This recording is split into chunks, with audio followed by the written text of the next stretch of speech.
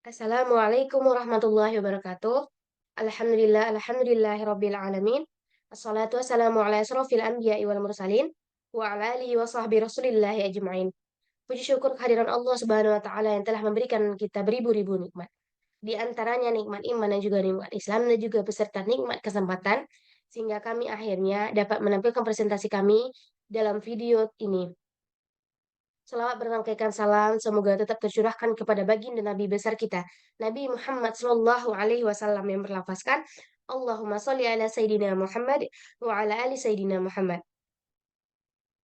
Yang kami hormati kepada Bapak dosen pengampu kami yaitu matkul pemeriksaan akuntansi 2 yaitu Bapak Tony Iswadi dan kepada teman-teman yang kami sayangi. Selanjutnya, kami dari kelompok 1 akan menampilkan hasil diskusi dari kelompok kami, yaitu tentang awal pemeriksaan akuntan. Di mana kelompok 1 terdiri dari 3 anggota. Yang pertama adalah saya sendiri, yaitu Husnul Mardiah. Selanjutnya ada Sisil Ninatevia dan Al-Munawirah. Untuk materi yang pertama, yaitu tentang pengertian pemeriksaan akuntansi, akan dibacakan dan dipresentasikan oleh rekan saya, yaitu Al-Munawirah. Kepada Al-Munawirah, kita persilahkan. Baiklah, saya akan membacakan materi yang pertama, yaitu pengertian pemeriksaan akuntansi.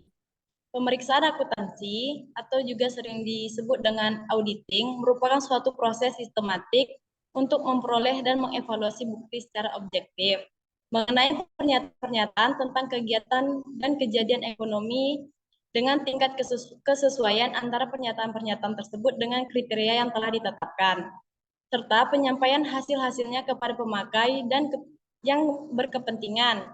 Auditing adalah proses pengumpulan dan evaluasi bukti mengenai suatu informasi untuk menetapkan dan melaporkan tingkat kesesuaian antar informasi tersebut dengan kriterianya. Perencanaan audit adalah tahapan awal dari proses auditing yang sangat menentukan dalam kesuksesan penugasan audit. Yang dimaksud ialah upaya menjamin bahwa tujuan dari audit tercapai serta berkualitas ekonomis, efektif, dan efisien. Selanjutnya, yaitu tahapan-tahapan audit laporan keuangan. Yang pertama itu perikatan audit atau penerimaan penugasan. Perikatan audit merupakan kesepakatan antara pihak auditor dan perusahaan yang biasanya diwakili oleh manajemen. Perikatan harus dilakukan sebelum proses audit dimulai. Manajemen perusahaan akan menyerahkan proses audit laporan keuangan kepada auditor. Barulah setelah itu pihak auditor akan memproses audit laporan keuangan sesuai dengan kompetensinya. Selanjutnya, dengan perikatan audit, klien mengadakan suatu ikatan perjanjian dengan auditor. Klien menyerahkan pekerjaan audit atas laporan keuangan kepada auditor dan auditor sanggup melaksanakan pekerjaan audit tersebut berdasarkan kompetensi profesionalnya. Selanjutnya, yaitu perencanaan. Setelah pihak audit harus mengembangkan berbagai aspek tersebut dan dalam sebuah perencanaan yang harus dibuat dengan benar dan tepat. Perencanaan terbagi menjadi 6. Yang pertama yaitu memahami bisnis dan industri klien. Yang kedua menilai risiko bisnis klien. Yang ketiga melaksanakan prosedur analitis pendahuluan. Yang keempat menetapkan metalitas dan menilai risiko audit yang dapat diterima. Yang kelima, memahami pengendalian internal dan memahami risiko pengendalian. Dan yang keenam, mengumpulkan informasi untuk menilai risiko kecurangan. Selanjutnya, yaitu pelaksanaan uji audit. Tahap selanjutnya, setelah perusahaan berhasil membuat perencanaan adalah melakukan pengujian. Pada tahap ini, auditor akan melakukan pengujian, pengendalian, dan uji substantif. Pengujian ini dilakukan dengan mempelajari data dan informasi bisnis klien, serta membandingkan dengan data dan informasi lain. Selanjutnya yaitu pelaporan audit. Setelah uji audit dilaksanakan, tahap akhir yang harus dilakukan adalah melaporkan hasil audit. Di dalam laporan audit terdapat lingkup audit, objek audit, tujuan audit, hingga hasil audit berupa laporan opini auditor, serta rekomendasi yang harus diberikan jika ada kekurangan. Selanjutnya, saya akan kembalikan kepada moderator. Baiklah, terima kasih kepada Al-Munawirah. Untuk materi selanjutnya, itu tentang langkah-langkah menerima suatu perikatan, akan saya jelaskan sendiri. Dalam langkah-langkah menerima suatu perikatan, yang pertama yaitu dengan menerima dan mempertahankan klien atau melakukan perencanaan audit awal. Jadi dalam suatu kantor akuntan publik, tentunya terdapat persaingan yang begitu banyak dalam mendapatkan klien. Nah, klien tersebut bisa saja termasuk dalam klien yang meminta audit untuk pertama kali dan klien yang meminta penggantian auditor. Nah, dalam perencanaan awal, audit awal atau initial audit planning, dia melibatkan 4 hal yang semuanya harus dilakukan lebih dahulu dalam audit ini. Nah, yang pertama tadi, itu auditor memutuskan apakah dia akan melayani klien yang baru atau dia akan terus melayani kliennya yang sekarang. Nah, yang kedua itu auditor itu mengidentifikasi mengapa klien tersebut menginginkan atau membutuhkan audit. Jadi diidentifikasi alasan klien tersebut. Kemudian selanjutnya adalah untuk menghindari kesalahpahaman auditor, di mana auditor itu harus memahami syarat-syarat penugasan yang ditetapkan klien. Kemudian auditor mengembangkan audit secara keseluruhan, termasuk kepada staf penugasan dan setiap spesialis yang diperlukan. Nah, kemudian mengevaluasi integritas manajemen. Nah, dalam mengevaluasi integritas manajemen ini, yaitu ada berbagai cara yang akan dilakukan auditor dalam mengevaluasi integritas manajemen. Pertama, dia dengan berkomunikasi dengan auditor terdahulu, kemudian mengajukan pertanyaan kepada pihak ketiga lainnya, dan selanjutnya adalah mereview pengalaman masa lalu dengan klien yang telah ada. Nah, untuk berkomunikasi dengan auditor terdahulu, itu misalnya untuk klien yang pernah diaudit, maka auditor tuh memerlukan pengetahuan mengenai manajemen klien yang diperoleh oleh auditor terdahulu atau predecessor auditor. Dan sebelum menerima perikatan, auditor pengganti itu disarankan dia untuk mengambil inisiatif untuk berkomunikasi secara lisan maupun tulisan dengan auditor terdahulu tentunya hal tersebut sesuai dengan izin dari klien. Nah, kemudian mengajukan pertanyaan kepada pihak ketiga lainnya. Nah, itu mengajukan pertanyaan tersebut adalah informasi mengenai integritas manajemen itu bisa kita peroleh dari pihak lain yang memiliki pengetahuan misalnya seperti pengacara, bankir, dan pihak lainnya yang terlibat dalam komunitas keuangan. Kemudian yang selanjutnya adalah mereview pengalaman masa lalu dengan klien yang telah ada.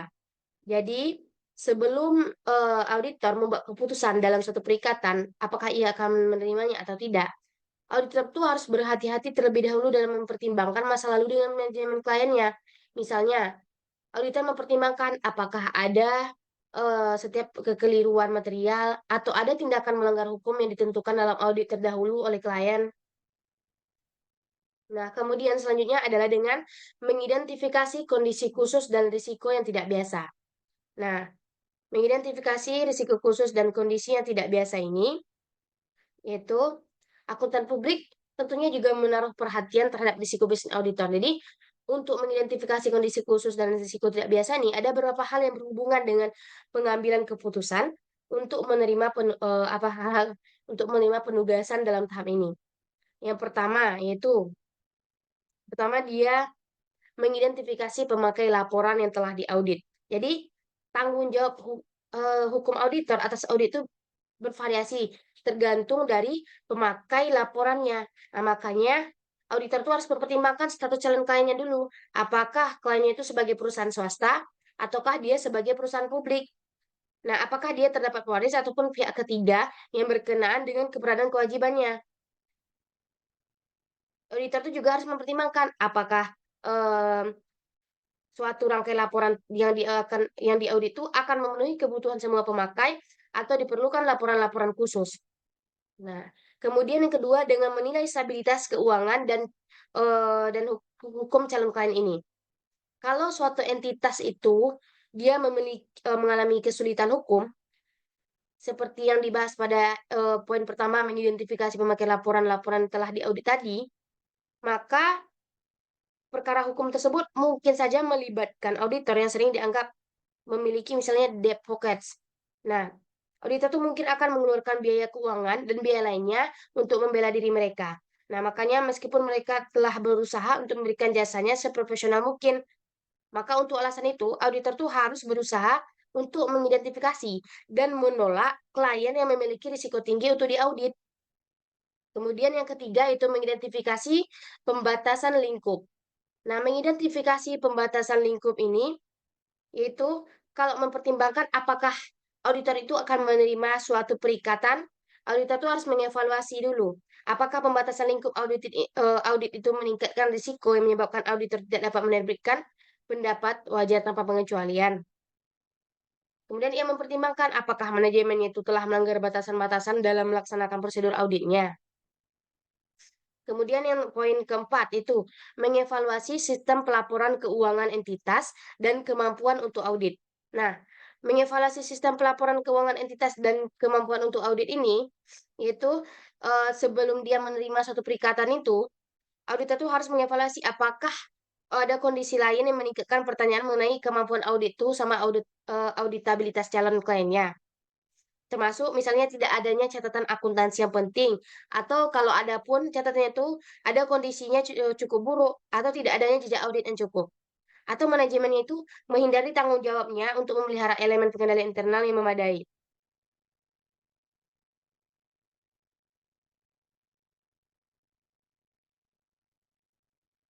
Mungkin itu saja yang dapat saya sampaikan. Untuk materi selanjutnya akan disampaikan oleh rekan saya, Sisilina Tevia. Kepada Sisilina Tevia, kita persilahkan.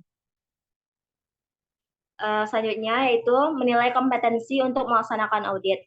Auditor harus menentukan apakah mereka memiliki kompetensi profesional untuk menyelesaikan perikatan sesuai dengan GAAS.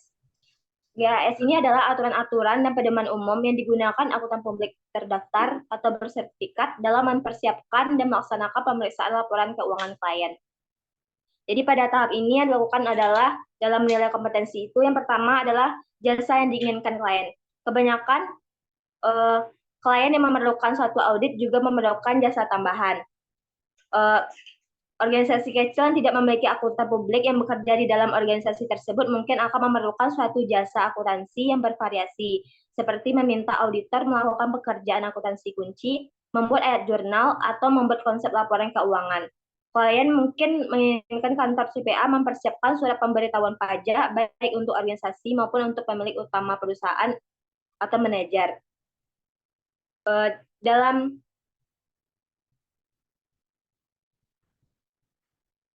Selanjutnya adalah mengidentifikasi tim audit. Penempatan staf ke dalam perikatan merupakan satu dari 9 elemen pengendalian kualitas. Tujuannya adalah untuk memastikan bahwa pengetahuan, keahlian, dan kemampuan tim audit sesuai dengan kebutuhan staf profesional perikatan.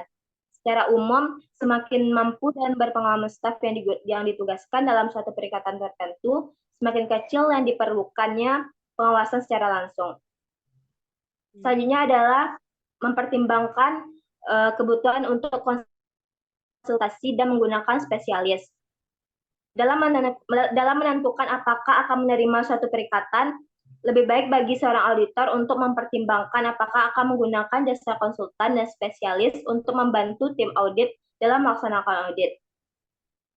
Pada elemen pengendalian mutu mengenai konsultasi menyatakan bahwa perusahaan seharusnya mengadopsi kebijakan dan prosedur untuk menyediakan keyakinan yang memadai bahwa personal akan mencari bantuan hingga sejauh yang diperlukan dari orang yang memiliki tingkat pengetahuan, kompetensi, pertimbangan, dan otoritas yang sesuai.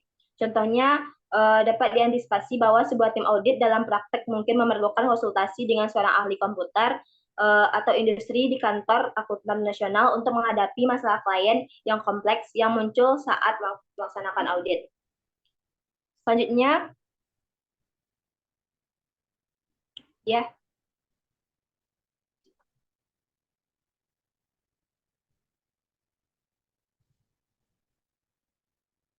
Selanjutnya, mengevaluasi independensi. Sebelum menerima klien audit yang baru, kantor akuntan publik harus mengevaluasi apakah terdapat kondisi yang akan mempengaruhi independensi dengan klien. Independensi dalam perikatan audit diwajibkan oleh Peraturan 101 dari Kode Etik Perilaku Profesional (AICPA) dan merupakan salah satu dari elemen pengendalian mutu. Jika disimpulkan bahwa persyaratan independensi tidak dapat dipenuhi, maka perikatan harus ditolak atau calon klien harus diberitahu bahwa kantor akuntan akan menolak untuk menyatakan pendapat disclaimer atas laporan keuangan.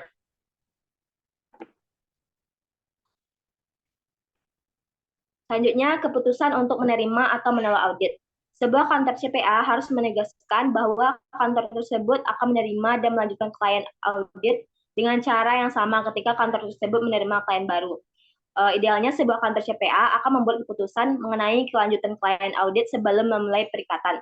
Akan tetapi, jika terdapat kekhawatiran mengenai integritas manajemen, penahanan bukti, atau situasi lain yang serupa dengan yang dibahas di atas muncul selama audit, maka harus meminta perhatian partner. Sebuah kantor CPA biasanya melakukan konsultasi dengan penasihat hukum luar ketika mempertimbangkan apakah kantor tersebut harus menarik diri dari suatu perikatan tertentu yang sedang dijalankannya.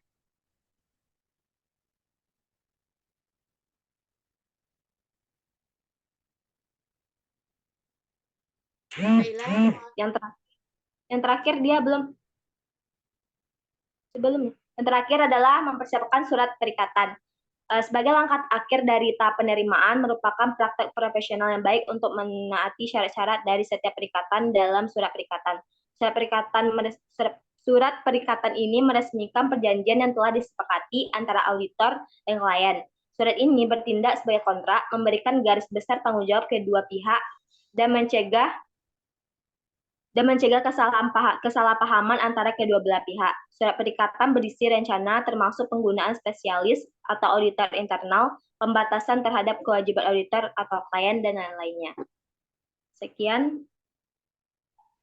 Baiklah, terima kasih kepada Sisil Nativia. Mungkin itulah presentasi atau tampilan dari kelompok kami. Untuk salah dan janggalnya kami mohon maaf. Sekian yang dapat kami sampaikan. Assalamualaikum warahmatullahi wabarakatuh.